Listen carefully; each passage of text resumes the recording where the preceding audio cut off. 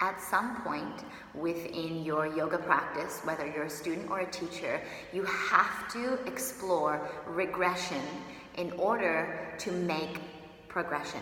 Regression equals progression. I'm going to talk about that today. Hi, my name is Janelle and I'm the owner of New Standard Yoga and Fitness Center located in Caloundra on the Sunshine Coast in Australia. Here at the center, we have a variety of yoga and fitness classes that you can attend, and if you're in the area, definitely come and check us out. If you're not and you're watching this somewhere else in the world or in the country, make sure that you subscribe to our YouTube channel, like our Facebook and Instagram page, and also like and comment on this post so that we can keep the word moving. So we're going to chat today about this idea of progression, and at any given point in your yoga practice, whether you're a teacher or whether you're a student, whether you dabble in it or whether you are consistently practicing on a daily basis or a weekly basis, there has to be a point in time where, in order for you to progress in your practice, you need to accept that there has to be a level of regression. There has to be an acceptance of peeling away some of the layers, maybe doing less in order to gain more, in order to increase and enhance the therapy of what you're doing. And the reason why this is so important is because we often mistake our yoga practice, especially the physical side of it, for something like a contortionist practice or gymnastics. How strong can we be? How flexible can we be? And we use those two things, our strength and our flexibility, we use those as a measure for the success or the therapy that we gain from our practice, when in fact this really is not the case. So you might see somebody who can hold a handstand for a really long time. You might see somebody who can do such a deep backward bend that their head is to the ground or touching their butt. So although these things are very impressive, they require a great deal of determination and concentration and drive in the physical body and in the mind. These things are not a reflection of that person's health. They are not a reflection and they are not indicative of how healthy or how thriving that person is in their life in terms of the therapy that they receive from going deeper, from pushing harder. So this is something that I think is really important for us to explore at any point within our practice, because we need to make sure that we keep in check where we're at in terms of the therapy that we receive, because this allows us to have a sustainable practice. And I'm all about sustainability within your yoga practice and within any type of exercise that you do for that matter. I truly believe that the way for you to create a long-lasting lifestyle change is for you to do something that is sustainable.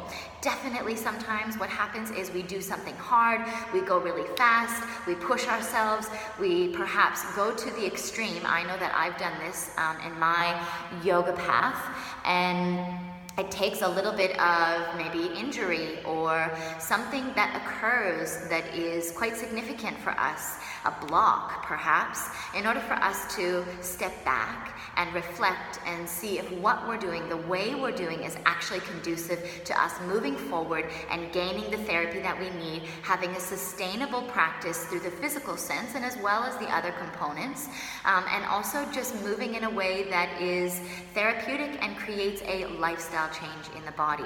So an example of this would be, let's just say, a backward bend. So say if you are moving through your postures and your practice and you start to find that you're getting a lot of pain in a particular area, let's say your lower spine in a backward bend, and you might have this idea that, well, the more I push, the more I do, and the deeper I go, then the more therapy I'm going to be gaining, and the more that I can gauge and use my depth as a measurement of how good my yoga practice actually is. However, you're experiencing pain. And in order to actually go back to the therapy of what you're doing, because backbending, because we're discussing it in this topic, it is very therapeutic. We are designed to backward bend. Our spine is designed to move in 6 directions, and one of those directions is backward bending. So how do we take our practice back to a place where it's therapeutic, and away from a place where we are doing damage or harm and really creating a lot of stress on our nervous system? So the way that we can do that is to regress. In order to make progress, which means we're going to gain more therapy, we're going to create a healthier practice, a healthier mindset, and a healthier approach to the way that we do these postures. In order to progress, we need to be okay with regression, peeling back some of the elements, taking away some of the depth, and really starting to reassess the way that we do what we're doing.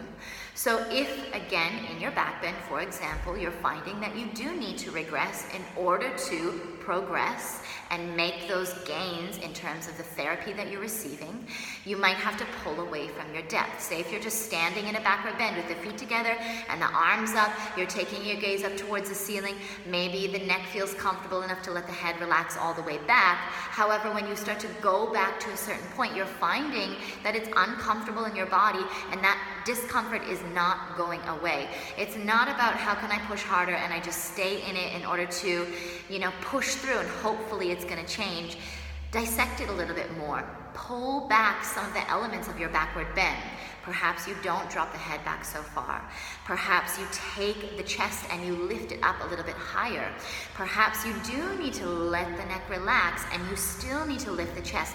So essentially your backward bend is simply just taking the arms up, if that's the position that you want to take for the shoulders. Could be hands on the lower back or hands in a prayer position. And you're just taking your gaze and you're looking up. And I'm in a back bend. It's so subtle, but it is a backward bend. The difference being I'm in a forward bend.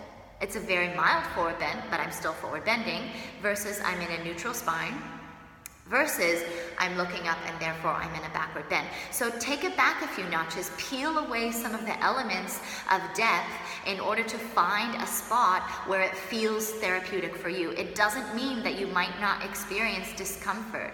It doesn't mean that you might not experience unfamiliar sensations in the body, but this is just one example of how we need to accept at some point in time within our practice regression within the physical practice and within how we mentally approach our practice in order to experience progression within what we're doing. Regression is and can often lead to and is necessary for progression.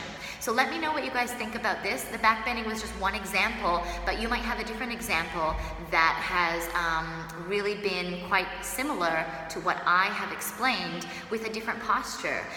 For me, it was a lot about the way that I approached my practice, and it took me falling pregnant for me to realize that I actually wasn't enjoying my practice anymore. I hated doing yoga.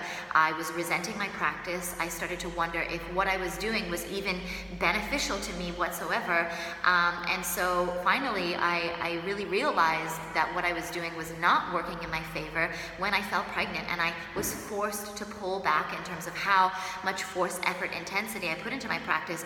And I specifically remember saying to myself, I practice for therapy, not for depth. And that completely changed my whole practice, my perspective, and the way that I approached my yoga in order to be able for me to be able to really fall in love with it again, for me to feel good doing it, for me to build a healthier relationship with my practice, one that was long lasting. It just completely shifted it. So please share with me some of the shifts and changes that you might have experienced where you have seen that, yeah, regression did equal progression, or are you currently struggling with something and you are looking for a bit of insight?